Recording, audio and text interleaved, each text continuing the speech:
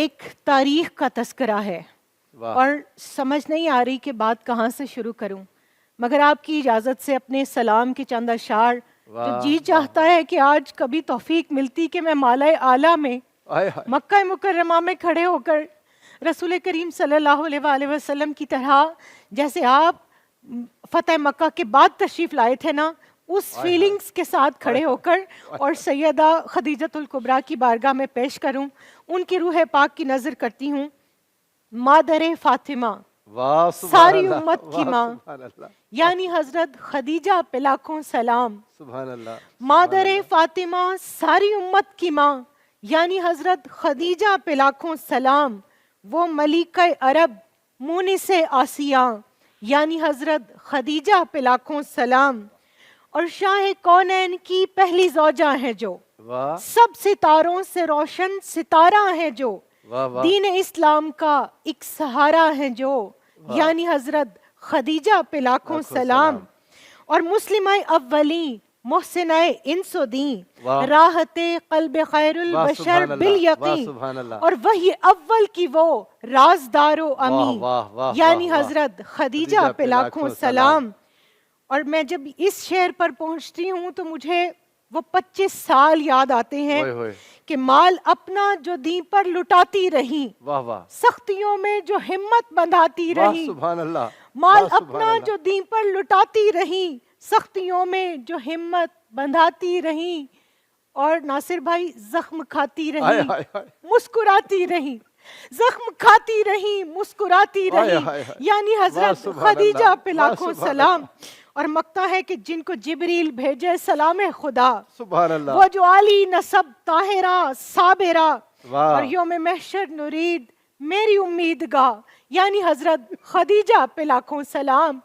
تو اللہ تعالیٰ سے دعا ہے کہ باری تعالیٰ ہم سب کی حاضری سیدہ خدیجۃ الکبریٰ سلام اللہ علیہا کی بارگاہ میں قبول فرما، ہماری محبت قبول فرما، ہماری یہ ٹوٹی پھوٹی عقیدت قبول فرما، اور خاص طور پر امت کی ماؤں بہنوں اور بیٹیوں کو ان کی سیرت سے وہ اسوہ اخذ کرنے کی توفیق عطا فرما جس کی آج ضرورت ہے. کیا کیفیت ہو جاتی ہے جب بندہ جنت المعلا میں سبحان اللہ. خدیجہ کو سلام عرض میں کرتا تو ابھی ناصر بھائی گئی نہیں، جو لوگ گئے ہیں وہ یقیناً وہاں کھڑے ہو کر محسوس کرتے ہوں گے کہ وہ نبی رحمت صلی اللہ علیہ وآلہ وسلم جو صبر کا کوہ صفا ہے، ایک پورا سال عام الحزن جس ہستی کی رفاقت کے اندر، جس کے ہجر میں اور جس کے غم کے اندر آپ صلی اللہ علیہ وآلہ وسلم نے گزارا، کس طرح بار بار مالا اعلیٰ جاتے ہوں گے، کس طرح ان رفاقتوں کو یاد کرتے ہوں گے، کس طرح ان محبتوں اور قربانیوں کو یاد کرتے ہوں گے. وہ کیسی ہستی جنہوں نے اسلام کی بنیاد رکھی. اور لوگ کہتے ہیں نا سابقون الاولون، یہ پہلی مسلمہ اول، محسنہ اسلام، سابقون الاولون میں بھی سب سے اول، سب سے پہلی مسلمان، سب سے پہلی مجاہدہ، سب سے پہلی مسلمان، سب سے پہلی نمازی، سب سے پہلے آپ صلی اللہ علیہ وآلہ وسلم کی مقتدی، آپ کے پیچھے کھڑے ہونے والی، سب سے پہلے اپنا مال خرچ کرنے والی، سب سے پہلے اپنی اولاد کو کلمہ پڑھانے والی، سب سے پہلے آپ کی مونست اور غمخواری کرنے والی، سب سے پہلے آپ پر ایمان لا کر اعلان کرنے والی، اور سب سے بڑھ کر آپ صلی اللہ علیہ وآلہ وسلم کی غمخوار کہ جو آپ کی پہلی سیرت گو، کہ جنہوں نے پہلی نعت گوئی سیرت کے انداز میں، نثر کے انداز میں اس طرح فرمائی. جب آپ کے اوپر پہلی وحی اتری تو کیا فرماتی ہیں؟ یا رسول اللہ صلی اللہ علیہ وآلہ وسلم، آپ غم نہ کریں، آپ کا رب کبھی آپ کو تنہا نہیں چھوڑے گا. کیوں؟ اس لیے کہ آپ غریب پرور ہیں، آپ مہمان نواز ہیں، آپ یتیموں بیواؤں غریبوں مسکینوں کی داد رسی کرنے والے ہیں، اور آپ مظلوم کے ساتھ کھڑے ہونے والے ہیں. قربان جائیے وہ زوجہ کہ جو اس قدر آپ کی رازدار ہے کہ آپ سب سے کائنات کا بڑا راز ان کے ساتھ شیئر کر رہے ہیں.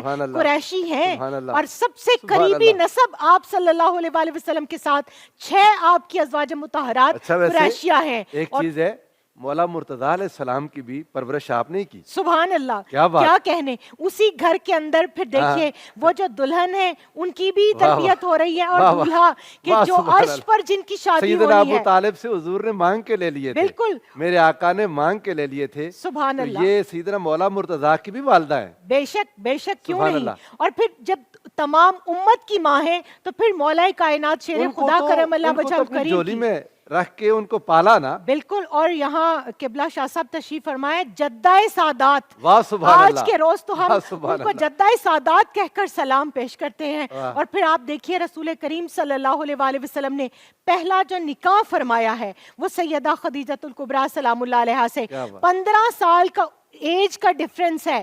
40 سال سیدہ خدیجۃ الکبریٰ سلام اللہ علیہا کی عمر انور ہے اور 25 سال رسول رحمت صلی اللہ علیہ وآلہ وسلم کی عمر انور ہے.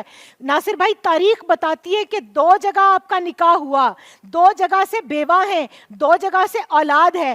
آج کی خاتون کے تناظر میں دیکھیے, آج ہمارے معاشرے میں کوئی بیوہ ہو جائے اور اس کا بچہ نہ بھی ہو. اصل میں یہ تو حضور کے لیے اللہ نے چن کے رکھی ہوئی تھی. سبحان اللہ. یہ حضور علیہ السلام کے لیے چن کے رکھی لیکن ہوئی لقد تھی. کان لکم فی رسول اللہ اسوۃ سبحان اللہ, حسنہ. سبحان اللہ, مثال سبحان بھی تو اللہ. سیٹ کر دی, اسوہ بھی تو سیٹ کر یہ تو دیا. کمال تھا جی. میں آپ کی طرف آتا ہوں. بہت ہی پیاری باتیں کی ہیں آپ نے. آپا علامہ حسن محمود جماعتی سیدہ خدیجہ الکبریٰ کا تعارف بندہ کرواتا جائے, ایک سکون محسوس ہوتا ہے.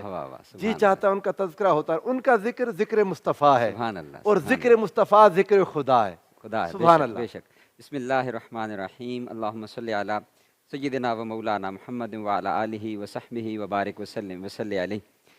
آپ سب قبلہ, آج کا دن بہت ہی عظیم دن ہے اور آقا علیہ السلام کی حیات مبارکہ میں اور اسلام کی تاریخ کے اندر اس دن کو بہت ہی اہمیت حاصل ہے, کیونکہ آقا علیہ السلام کی ایک کیفیت اس دن کے ساتھ منسوب ہے. آقا علیہ السلام کی جو دل ہے وہ اس دن کے ساتھ جڑا ہوا ہے. لہٰذا آج ہم اس عظیم ہستی کا تذکرہ کرنے کے لیے یہاں پر موجود ہیں, اور میں یہ سوچ رہا ہوں کہ ہم اس عظیم ہستی کو خراج عقیدت اور خراج تحسین کس طرح پیش کر سکتے ہیں.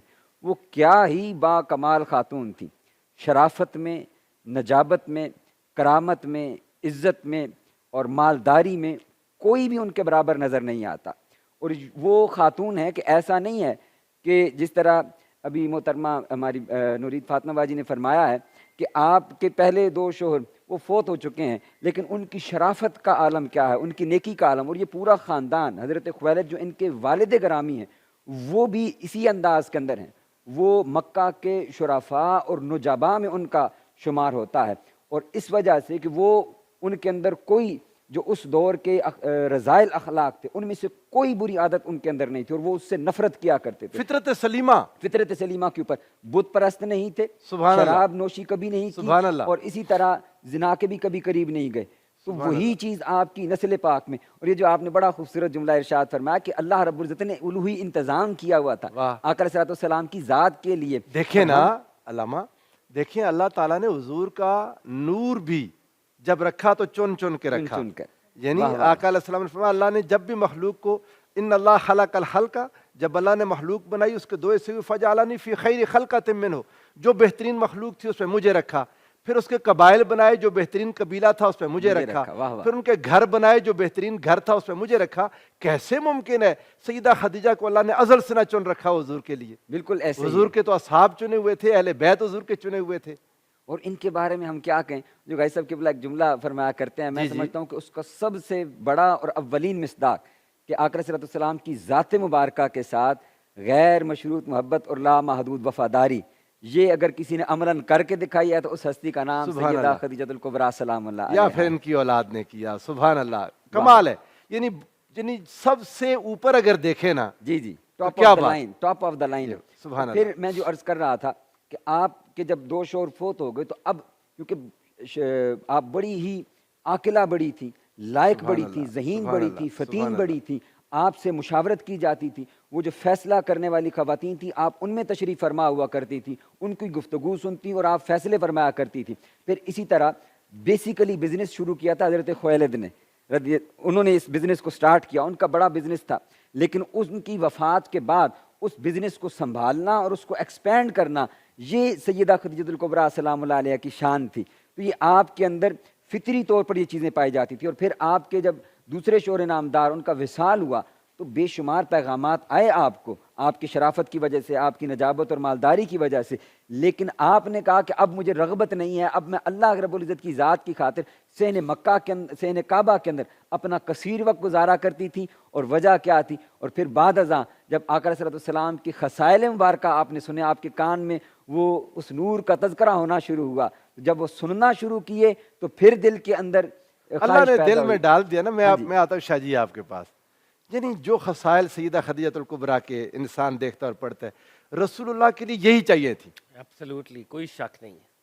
بسم اللہ الرحمن الرحیم. پروفیسر صاحب بہت ہی خوبی کے ساتھ ماشاءاللہ آپ نے انٹرو بھی ارشاد فرمائی, اور آغاز میں ہم اس دعا کے ساتھ کہ قبلہ غازی صاحب کو اللہ تعالیٰ صحت یابی عنایت فرمائے, شفا عنایت فرمائے. آمین.